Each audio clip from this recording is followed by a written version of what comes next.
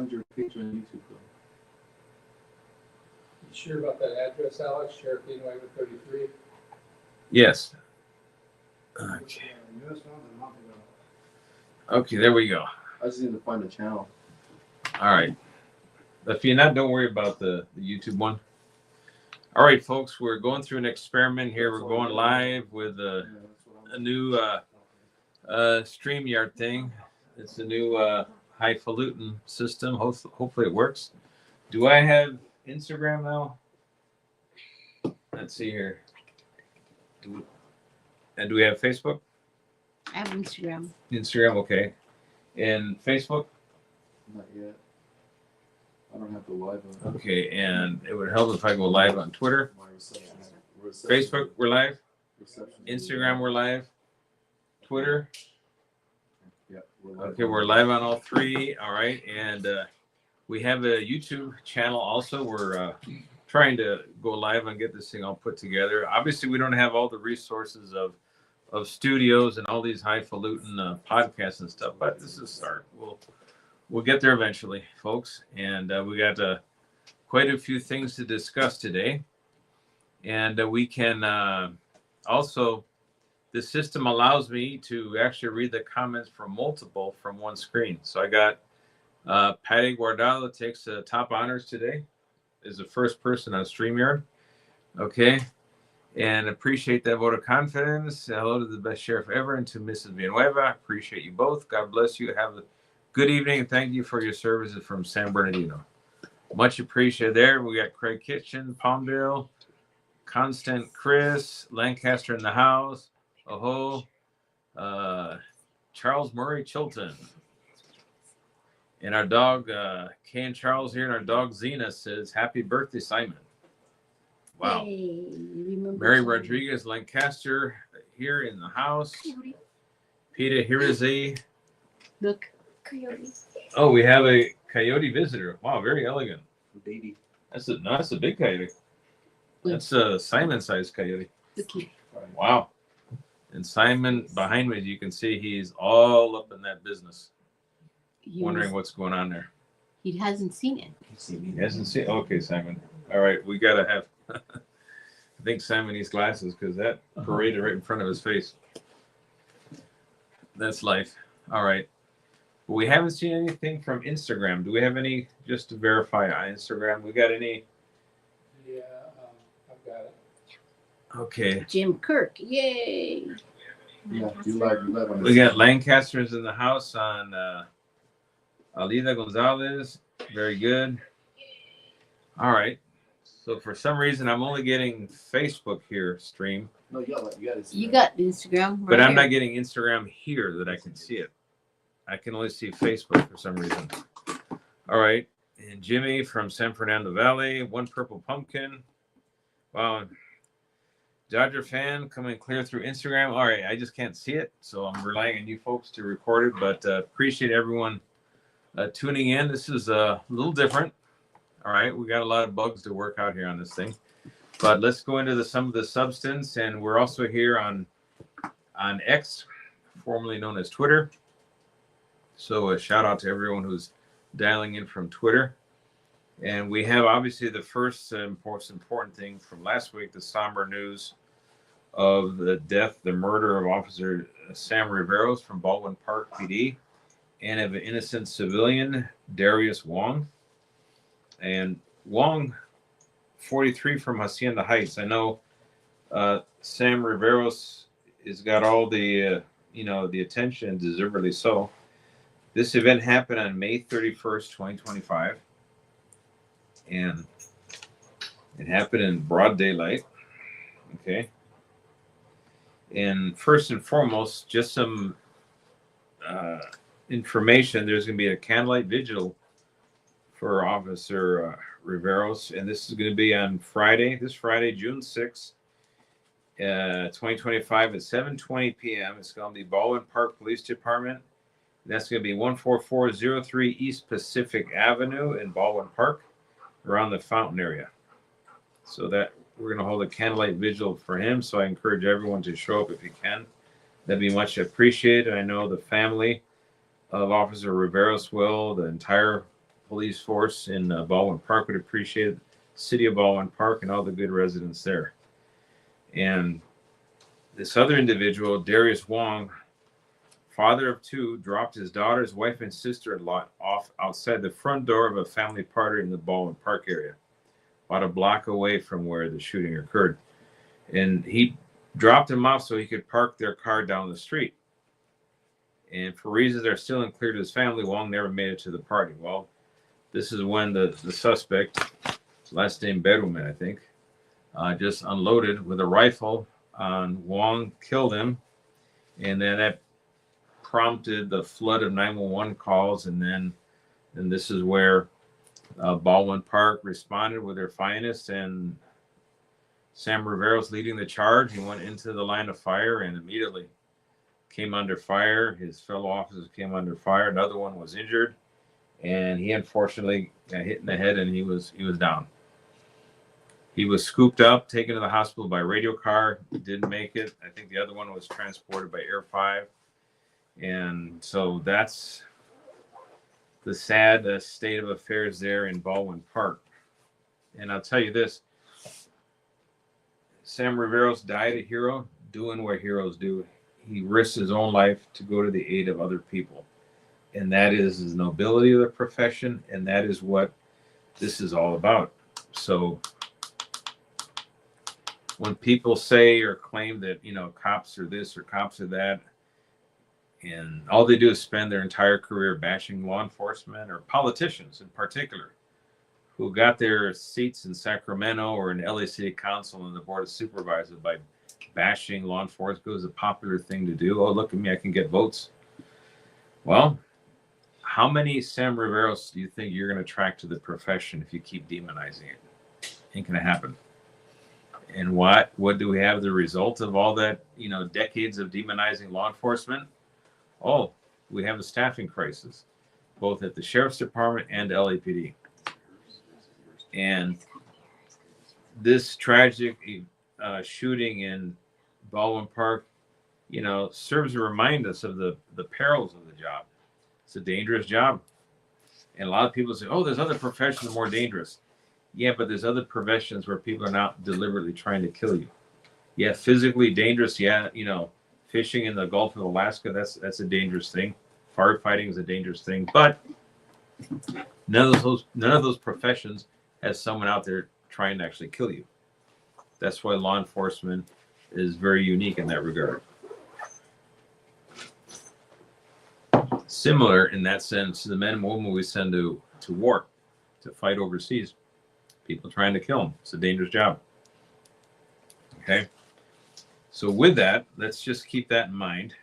And our thoughts and prayers will continue going out to the Riveros family, the Baldwin Park Police Department, his co-workers, the community, and we came across a lot of people.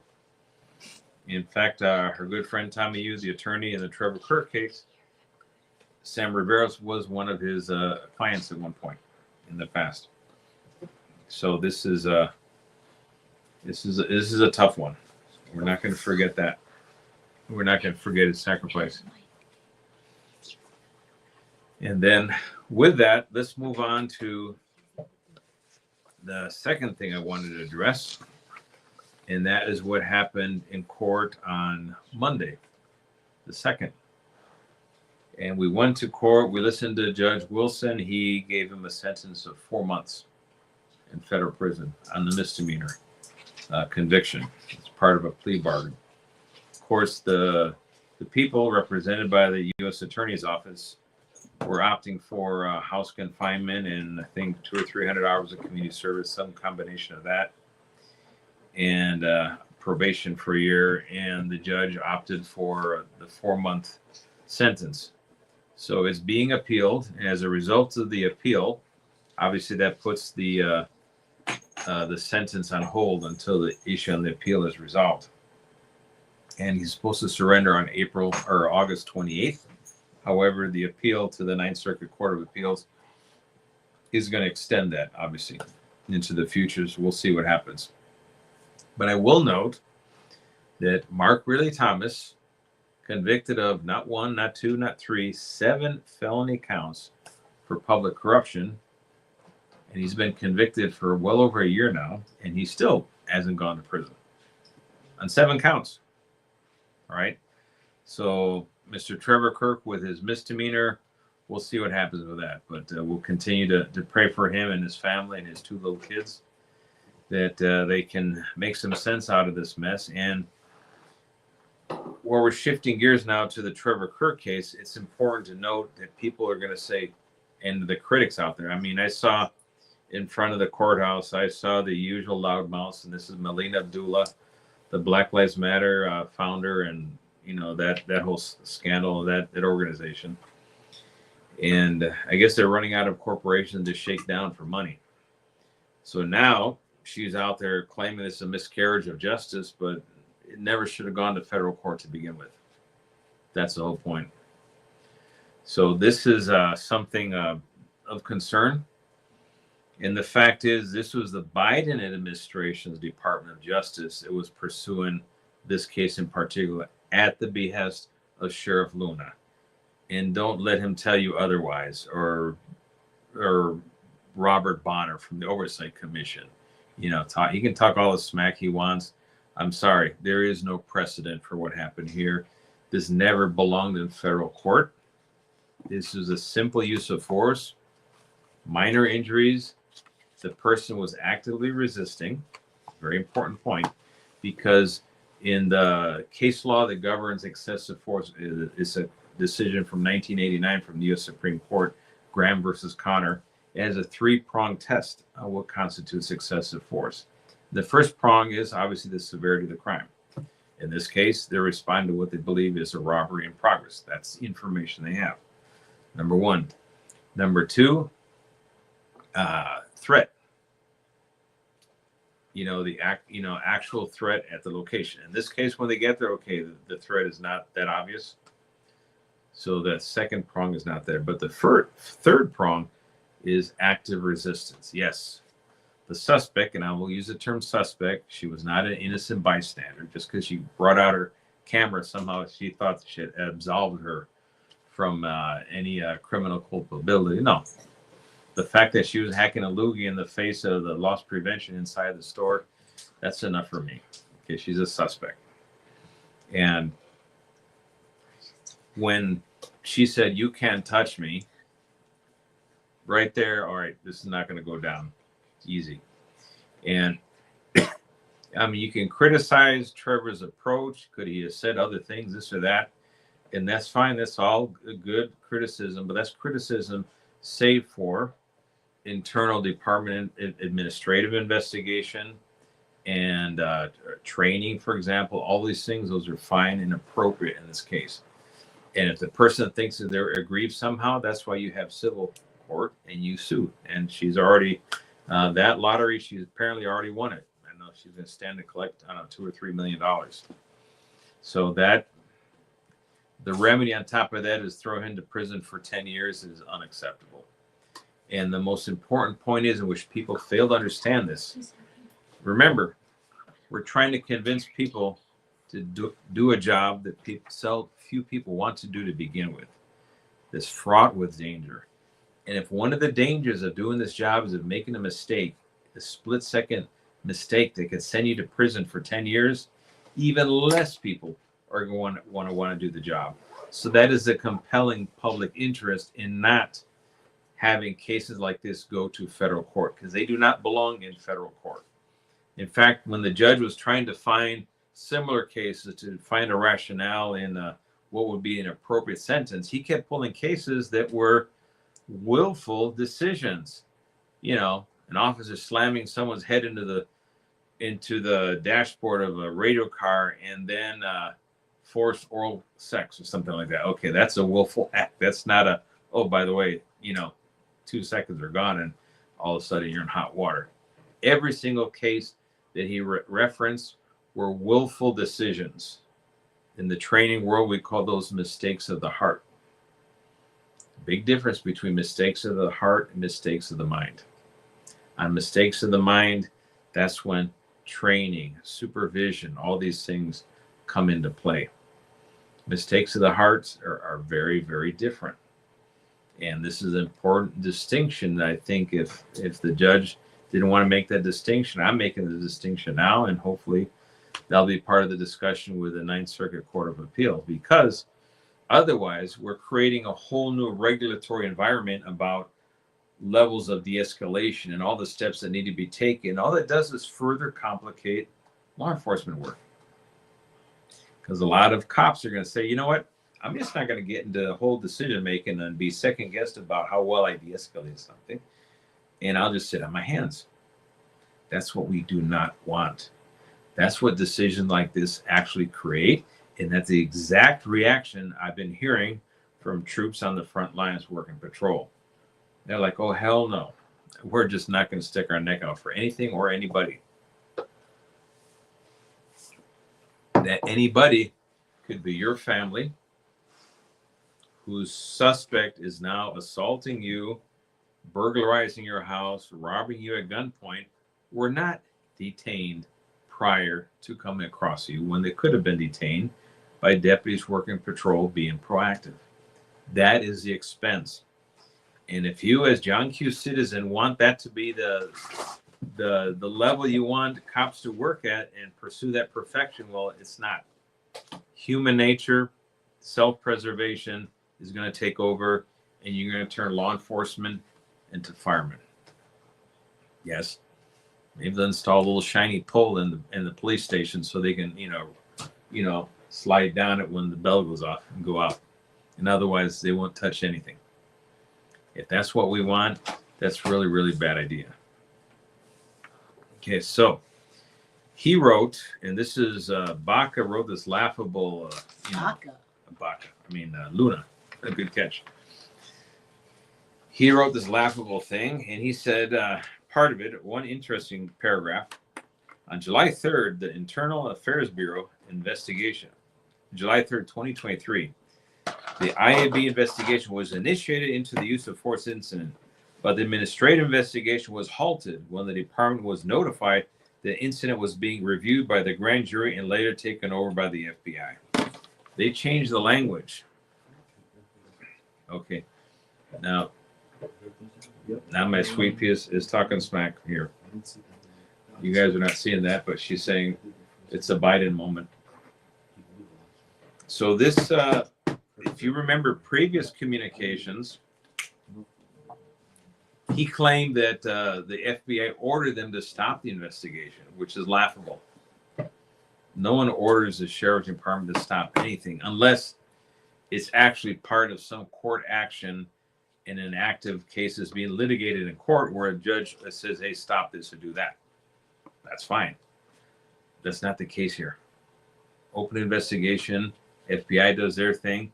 What he didn't want was to have an investigation completed that exonerated Trevor Kirk and conflicting with the FBI and United States Department of Justice under President Biden. So he didn't want that conflict that could be of use in the defense of Trevor Kirk. So he said, we'll just stop everything and pretend that they made us do the stop. And so this is where Mr. Luna is lying his ass off right there. Not leadership, folks. Then he says that they're going to do an investigation. Now they're going to investigate him. Because remember, he's been relieved of duty, but now it's a misdemeanor. Now they have to actually put him back on the books and start paying him again. But he says they're going to do it now, an administrative investigation. But he says neither I nor anyone else in the department will prejudge the outcome of the internal investigation. Did he not have a press conference where he said, this is disturbing? And he went ranting and raving about how he was disturbed by what was captured on video. Yes, and I surgically had to remove his lips from BLM. Yes. Apparently, yes. All those meetings with BLM and cancel the contract crowd. Apparently, that's what this whole thing is about, trying to appease them. Okay? And then he says at the end, I have full confidence that the men and women of this department will never allow any individual case to distract us from our essential work, from our essential work. The department shares that commitment and remains dedicated to protecting our community with integrity and in accordance with the law. So Is anyway that I'm not buying that at all. I think this is having a profound impact on the department and on the behavior of deputies. So in essence, proactive police work is starting to die off like the dinosaurs. It's not happening. And have you noticed where arrest rates, citations, and all these things, all of a sudden the department doesn't talk about them anymore? Have you noticed that? There's a reason why. Because they've all cratered. Mm-hmm. We used to know how many people were incarcerated every day in the county jail. And the number's climbing up, but I guarantee you it's not climbing up because of the sheriff's department or probably the LAPD for that matter. It's probably the other 1/3 of law enforcement in LA County, which are all the other 45 independent cities doing their business that are, arresting people pursuant to Prop 36. And the numbers are slowly climbing up. Mm-hmm. That's what's going on. So I want to move on to something else here, which is disturbing. And it happened today, early in the morning, where the Alliance, that's a group, LA Alliance, I think it's called. That's a group of business and civic leaders who sued the city and county of LA in front of Judge Carter, federal court, regarding the homeless crisis and their unwillingness to address properly the homeless crisis, and it's harming them, their businesses, and their community. And they issued subpoenas to Mayor Bass and to several city councilwomen, and the city attorney's office put up a huge, we're not going to allow them to be subpoenaed, and it became a big dog and pony show. And then the plaintiff's attorney said, well, we're just, we don't want to delay this for 2 or 3 more months while we have to litigate them, complying with the subpoena, and we'll just move on without them. That's a bad news. Why? Because first, remember, if you recall when I was in office and the Oversight Commission was up and down about, oh my God, the sheriff is defying subpoenas. How dare he? This and that. And if deputy gangs are an existential threat to the community, the same ones that they can't even name who they are. Yeah, remember all that? Well, apparently that was an act of defiance challenging politically motivated subpoenas. But when Bass and the city leadership ducks complying with subpoenas because they have the legal wherewithal to drag it on forever, that's not defiance of a subpoena for some strange reason. But the important thing is the other one is straight political theater bullshit designed to convince, the ignorant voter. In this case, we're talking about several billion dollars that can't be accounted for, and a homeless crisis is spiraling out of control to the point where there's entire neighborhoods that are losing their character, their businesses are going bankrupt, they're shutting down. So many other businesses are boarded up, they're leaving town. Tourism is dropping. All of the key indicators of economic health for the city are all going in the wrong direction. So this is about accountability, it's about transparency, and it's about complying with subpoenas. But notice the difference. Remember how I got that treatment, that royal treatment? How many articles in the LA Times screaming, he defied subpoenas? Both me and Tim Murakami. In reality, no, we were exercising our right to oppose something that was politically motivated. They're exercising their sheer power and ability to dodge accountability and transparency on something that is of major importance to the community, which is the homeless crisis.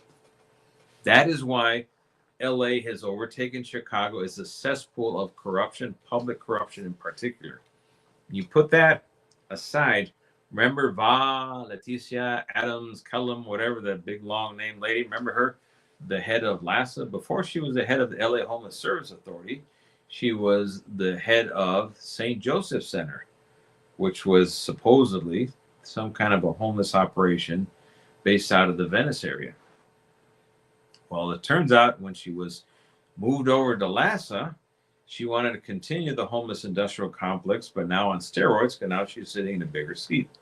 So she wanted to move some of the employees that were members of employees of LASA out of the way so she could bring in her cronies from St. Joseph Center and give them big fat contracts. But she had to get rid of the employees first. So now LASA had to pay out $800,000. Yep, it's basically settlement hush money for these two employees. Strangely, the details of this were not very widely published in the LA Times. They're silent about it. And they're silent about the involvement of the mayor in getting Adams Kellum to the LASA board and the board of supervisors for that matter. This is the real corruption going on in LA County. So now with this background, now you can understand why, one, they hated my guts and they oppose me being in the sheriff's office so vehemently. Why? Because an honest man is never welcome in a den of thieves. It's as simple as that, folks. When you're shoveling billions of dollars into your buddies in the nonprofit world and it disappears, well, how do you do that? When you make sure no one else can find out what you're doing. That's how you do it. So 2026 has become a seminal year in the history of LA City, LA County, and for the entire state of California. This is very important in many ways. Orchards Commercial, shop and eat there. Good food, good stuff, good meats. Did I get the slogan right? That works. Close enough? All right. The what's going to be on the ballot in 2026 is the future of the entire state of California. We get to get a new governor and replace the absolutely worthless, corrupt failure of a governor known as Gavin Newsom, the guy with the hair gel. And he needs to go back to his plump jack, whatever jacked up winery thing, wherever, and just sell wines and hair gel and leave government affairs to other people and don't even think about 1600 Pennsylvania Avenue. That is, no. He's been measured and found wanting in so many fronts. It's time for him to forget public service. It ain't working for him. Same thing goes for Karen Bass. Same thing goes for Bunker Bob Luna and for Lindsay Horvath. Oh, yeah. And there's a couple of supervisors that are going to be termed out. Thank God. And so we have a chance to really move the needle in California to get competent people in all of these offices.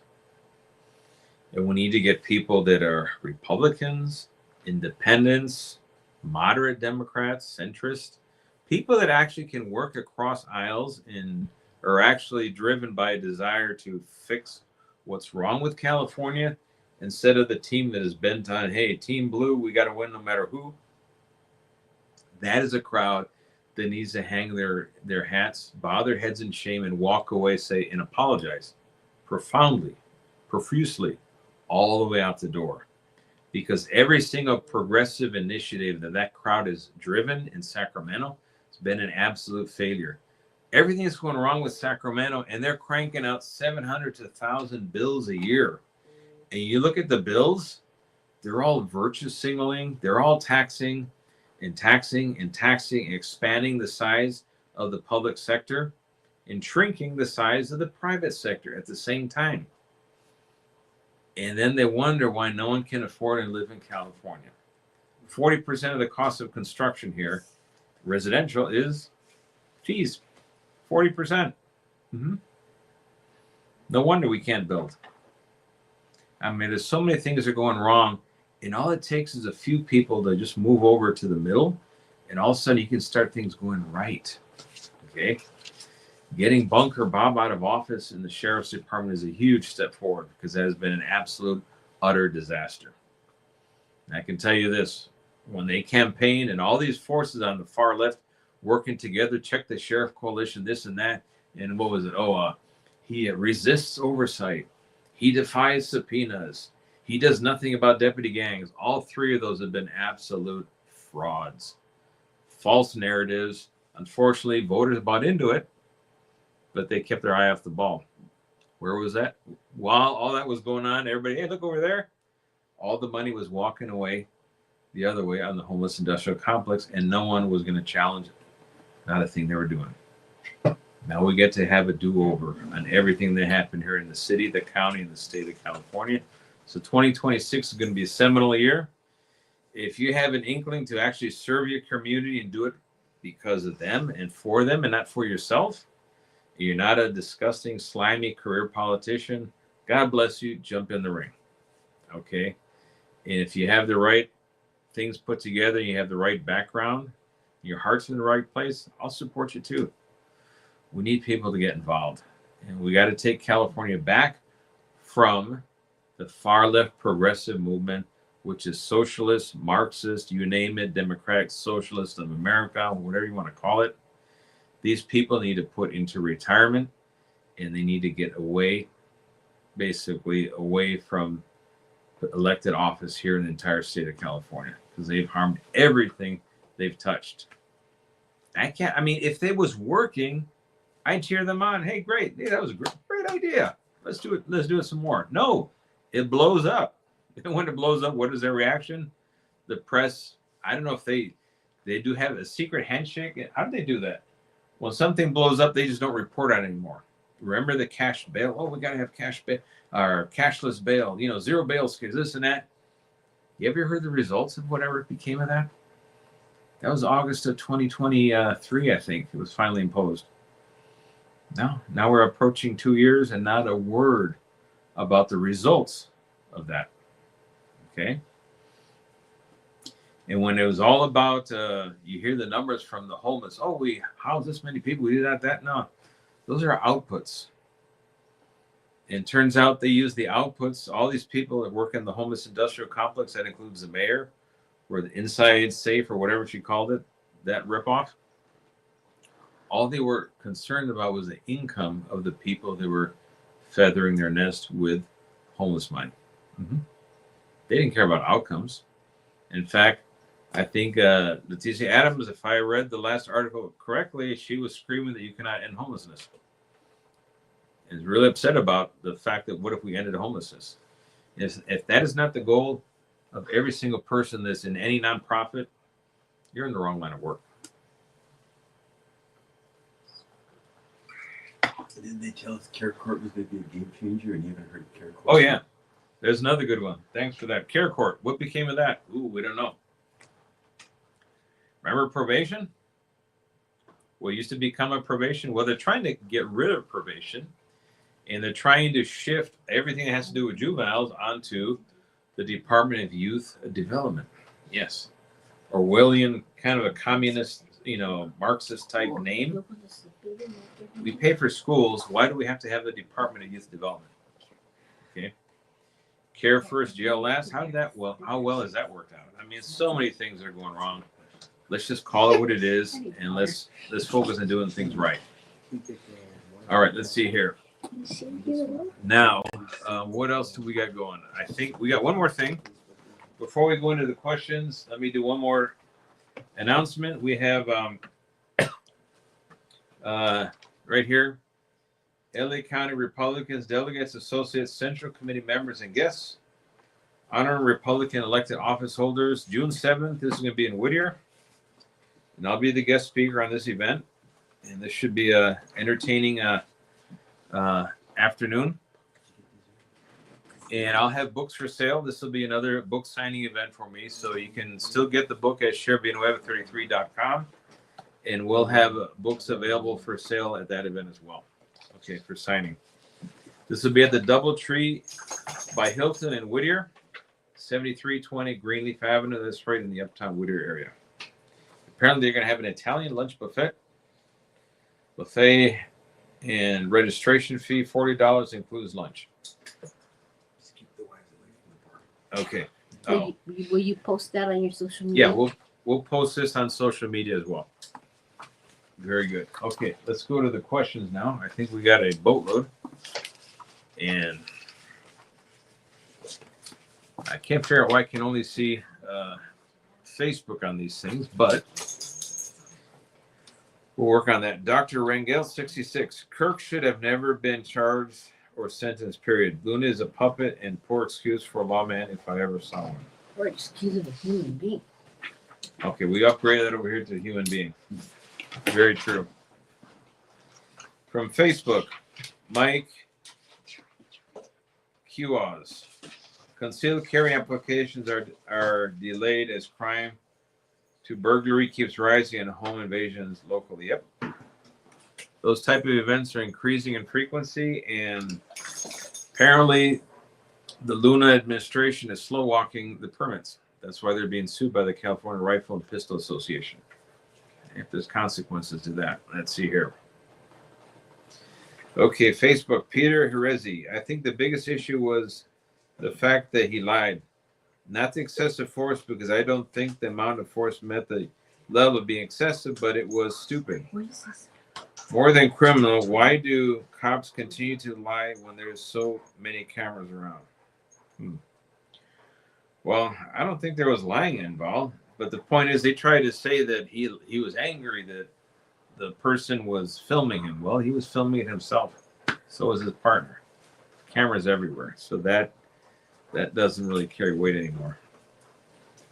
Mojo 220. Ironically, we have politicians that act on the heart and not on the mind. The outcome in a politician and law enforcement officer acting on the heart is similar to Yes. both. It's similar in both situations. All right, that's an interesting observation. Mojo 220. Okay, Jim Kirk. I don't want to embarrass Mr. and Mrs. V, but you two were by my kid's side every step of the way. Everyone should know. Thank you from Jim and Odie Kirk. Ah, you got it, Jim. All right. We really appreciate that, and we continue to pray for you, your family, and for Trevor. What about the Mon 211? What about the LAPD woman deputy that can now be sued now? Oh, apparently the whole issue about qualified immunity. They were involved in some kind of a officer-involved shooting where she was threatened by somebody with a box cut, I believe. A couple of rounds, the guy fell to the ground. I think she's shot a few more times, and that's the basis of why she's being. They don't want to give her the qualified immunity. So that case, we'll keep our eye on that one. Okay, here we go. Facebook, Luis Angel Solorio. No funding for Prop 36 and Newsom shutting down another prison. Thoughts? We'll see that. This is what you call dumbassery in office right here. You know that the jail population is going to increase, the prison population, because now you have Prop 36. And that's what the voters demanded. So, Mr. Newsom, that's actually a mandate from the voters. And then you're shutting down prisons in the opposite direction. It's kind of like the Board of Supervisors, knowing that prison count's going up. Hey, let's close Men's Central Jail without a replacement. Yeah, it makes no sense whatsoever. Okay, Facebook, Bud Johnson. Are you doing a book signing in the South Bay? We haven't gone to the South Bay yet, have we? Mm-mm. All right, we owe one in the South Bay and on the west side of town. Those are two areas. And so we'll be working on one in the South Bay. Facebook, Patty Guardado. Why have they not showed the dirtbags picture? Good question. On the Baldwin Park shooting, in fact, it was a mystery for like 2 or 3 days till they finally came up with a name. And then he said no criminal record, but he had been arrested. His guns had been seized supposedly, but all of a sudden that story disappeared. And some say, well, he wasn't really arrested. He was detained probably because of mental illness situation, the 72-hour psychiatric hold pursuant to 5150 of the Welfare Institutions Code. Fine, firearm seized, apparently. Now the question is, how did he arm himself after that? Did he get his guns back? Was the gun that was used to kill the officer the one that was seized initially? This is important follow-up and questions that I'm not seeing the media report on for some reason. Why is this? Facebook, Donna Tamara Trent. Are you going to run for governor? Oh, Joe, Lord. I got tongue-tied on that one. That is a tall order right there. And I'll tell you this, we'll think long and hard if we want to go back into the public arena, but I'm not too fond of what's going on in Sacramento to begin with. between what the governor's doing, and the rubber stamp he's given the legislature. We need a balanced legislature that has both liberal, centrist, conservative voices.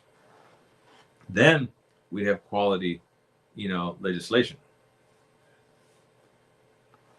Instead, what we're getting is who can outdo each other in the most god-awful, dumbest legislation possible.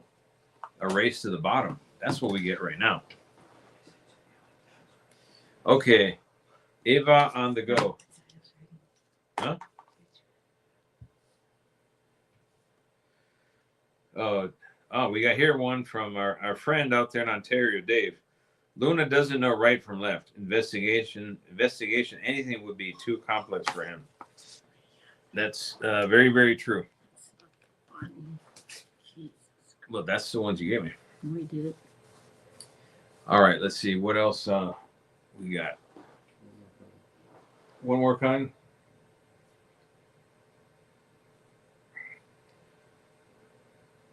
Okay. We promise not to make fun of your glasses. From Facebook, Holly Clayman Carson. The Lancaster and Palmdale Sheriff Stations did so much better under your leadership. I appreciate that, Holly. Well, they were almost fully staffed, if not fully staffed at one point. And this is let me point the obvious in case people haven't figured it out. As sheriff, you have to support the good work your deputies do, and you have to hold them accountable when they cross the line. And we found that balance between the two things. There are occasions when they cross the line and unfortunately made bad decisions that cost people their lives. In those cases, we're prosecuted, and it happened rarely. However, when the elements were present, it's our obligation to go that route. That wasn't the case under Trevor. That wasn't the case under the Gardner incident with the mother using her baby as a shield. No. See, that's where Bunker Bob gets it wrong, because he's trying to appease people by throwing his employees under the bus. No. The facts of the case tell you what to do. And it's not a difficult decision. I mean, it's hard to go through it because you don't want bad things to happen to anybody, but you have to uphold a high standard. But you have to do it without losing the confidence of your own workforce. And Luna's failed that miserably. 559 Dave A. Not a question, but thank you to you and Viv for all that you do. You care greatly. Appreciate it. Well, thank you, Dave, for that. Well, we do care about the fate of the department. We both spent our entire adult life, in the organization, rooting for people to succeed, rooting for the organization to succeed in what we're supposed to do. And it's sad to see it fall apart under the gutless wonders right now who have control over it and are so ruthlessly concerned about their self-interest and their ambition, not about the welfare of the organization. When I was in office, the idea was service before ambition. They got it exactly backward. Ambition always overruled service to others. And it shows. It's painful. So everyone that ran against me back in 2022, you did it for only one person, one reason. Your own personal ambition, not to somehow improve the organization or benefit to the public. It was for yourself. For everyone who did an act of sabotage, Yeah, blood on your hands. No. You all had blood on your hands. All of you. 13 dead by suicide. Massive staffing crisis that is creating $500 million in overtime, horrific working conditions, driving people with fractured relationships, divorces, kids don't know their parents, all kinds of stresses that are going on, toxic work environment, and all of that. You, the saboteurs, you know who you are. Those who ran against me in 22, be proud of what you accomplished. Okay? Because you all played a part. You all have blood on your hands. Remember this. Now, Facebook from our good friend Amber Hardin. With the current political environment, could you give any advice on how to still do your job without winding up in jail for anyone on active patrol? Very good question. Well, one, for sure, you got to handle your calls for service. Okay. And I think you can position yourself to defend those who can't defend themselves. Do that. Right. Don't turn the blind eye to the obvious. Take care of that business. Take your time. Don't kill yourself, especially if you're working, back-to-back doubles and all that stuff. Slow down. Okay. And I can say I'm hearing of enough people. We have now 3 declared candidates running against Bunker Bob, and there's probably going to be a lot more. So this will be interesting. Question: under Luna's administration watch, deputy lost a lot of heroes as some left or quit, and also due to suicide. Is there anything we can do to assist the deputies in need? One, pray for them for sure. If you know one, reach out to them and help. These people are spending so much time away from home. There's a lot of things that are not happening because of their absence.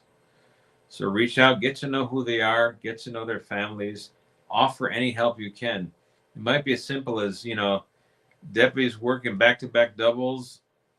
The wife just hatched and now they got a newborn and now the grass is overgrown. You know what? Bring that lawnmower over and mow a lawn, do something. Get them some food, do the basics to make their life a little bit easier.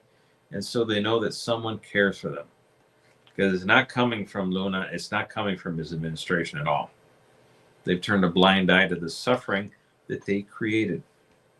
But it's up to you, each and every one of you, to alleviate that suffering. Show that you care. Reach out to a deputy.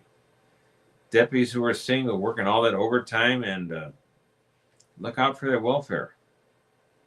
Invite them around, cook a dinner for them. Invite them over for the carne asada on the weekend. Anything to break up their routine so they're not just, between sleeping and working 16-hour shifts and sleeping, things like that. Heck, you can offer up rides from one of the patrol stations or the jail facilities to their home. Hey, we'll take you home. Okay, things like that. There's a lot of things that can be done. These are extraordinary times created by absolutely horrible, I wouldn't even call them leaders.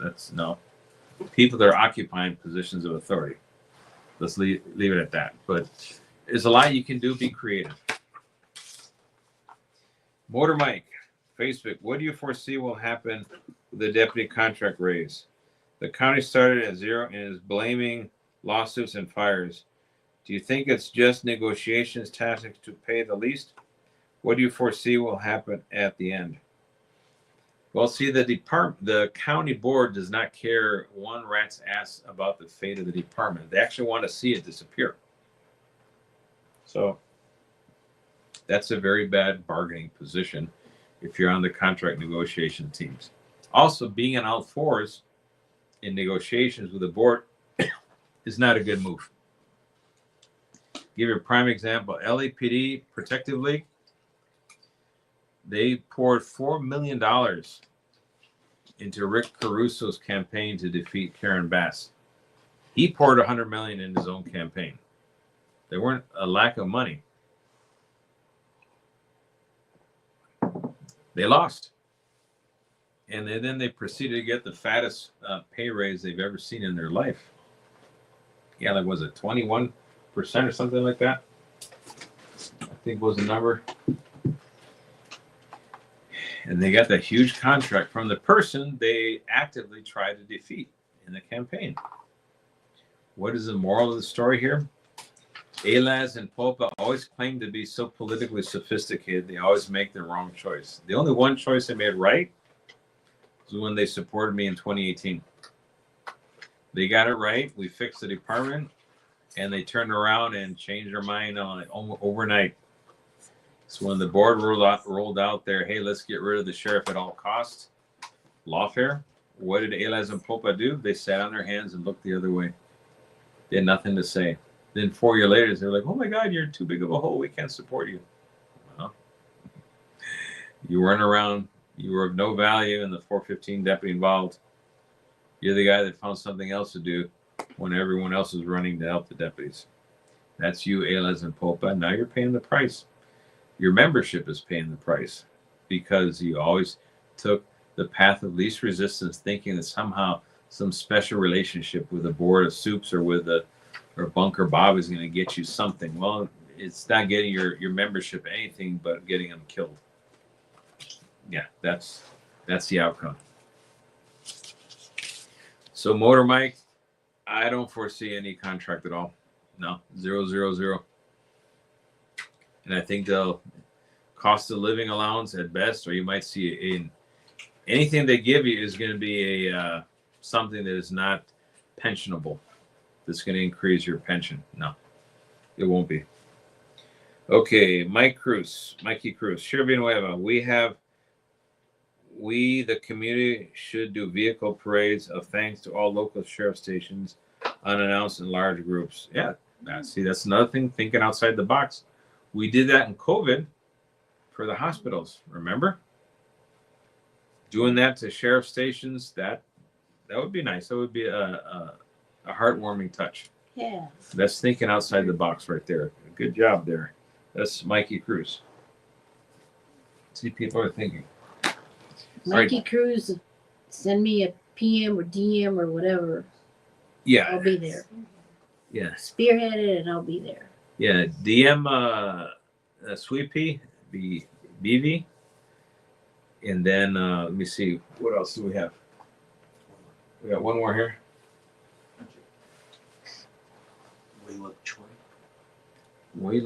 Waylup Choi. The Board of Supervisors is on track to civilianize the LSD. Mm-hmm. Look at what is happening to County Services Bureau. Yep. That's exactly what's happening. Mm-hmm. They want to break down the sheriff's department because they don't want anything to threat their hegemony.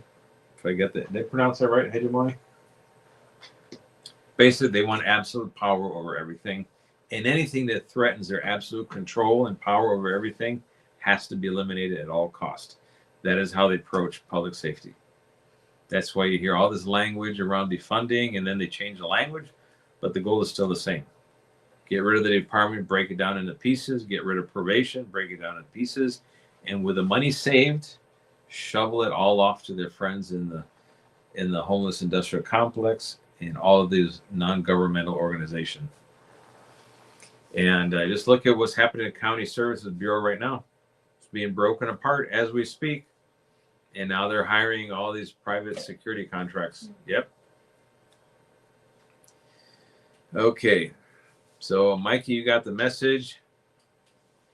And I think, Jonathan, any thoughts on the Baldwin Park incident? I think we talked at length about that. We're good there. Okay. And then Waylup Choi says, former PPO President Tabros has blood of 13 deputies on his hands too. And then the acronym FTP with 3 exclamation marks. FTP, I'll let you folks figure that one out. Frank Tom Paul. And I think we're good. We covered everything. Good here. All right. With that said, I want to thank everyone for tuning in. I mean, this is a little different approach here with this StreamYard business, and we'll work on the kinks here to get it done. But at least in theory, I think it's working the way we want it to. And with that, folks, stay safe out there. If you can make the candlelight vigil on Friday in Baldwin Park, please do so. And if you can think of anything to make the lives of deputies easier, those that work in custody, those that work on the streets, please do so. That'll be much appreciated. And with that, we'll see you next time.